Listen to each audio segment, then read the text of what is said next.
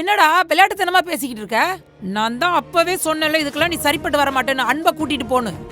வள்ளியம்மா காசு வர்ற வழில தான் விழுந்துருக்கு, நான் போய் எடுத்துட்டு வந்துடுறேன். ஆமா, துரை வந்து பாக்குற வரைக்கும் காசு அங்கேயே படுத்து கிடக்கும். எவனாவது போற வரவெல்லாம் பார்த்துட்டு லட்டு மாதிரி தூக்கிட்டு போயிருப்பான்டா. நான் அப்பவே சொன்னேன் இதுக்கெல்லாம் நீ சரிப்பட்டு வர மாட்டேன், இந்த அன்பு பையனை கூப்பிடுங்கன்னு. வள்ளியம்மா தெரியாம பண்ணிட்டேன் வள்ளியம்மா. நான் போய் காசு அங்கே தான் இருக்கும், நான் போய் எடுத்துட்டு வந்துடுறேன். போ. ஐயோ எங்கே போய் தேடுவேன்? இந்தாங்க. யாரு? உங்க காசு தான், பிடிங்க. இது எப்படி உங்களுக்கு கிடைச்சிச்சு? அதுவா,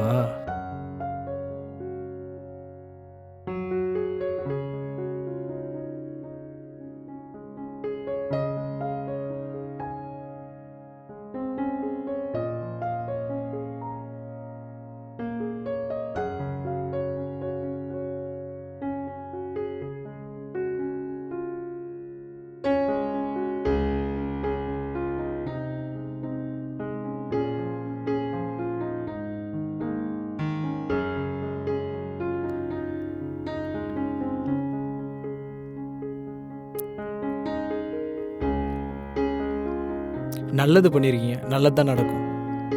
வரேன்.